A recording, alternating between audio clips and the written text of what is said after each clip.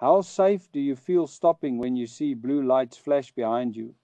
In this video, we see suspects pretending to be police officers run straight into an RTI operation.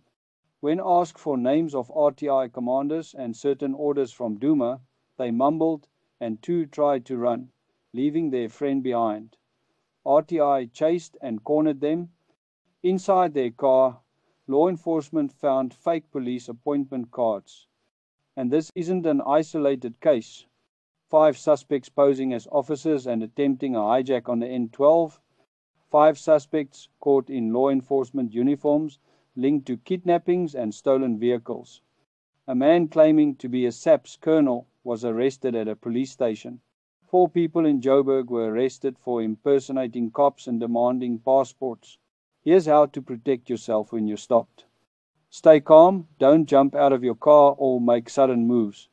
Ask the officer to identify themselves. SAPS and traffic officers should carry an appointment card with their photo, name, rank, and force details, and wear name badges.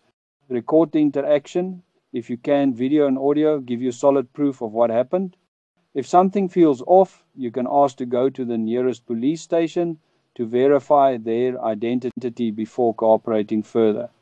Keep doors locked until you're sure they're legitimate, and if you feel unsafe, drive slowly to a public place or station rather than pulling over in an isolated spot.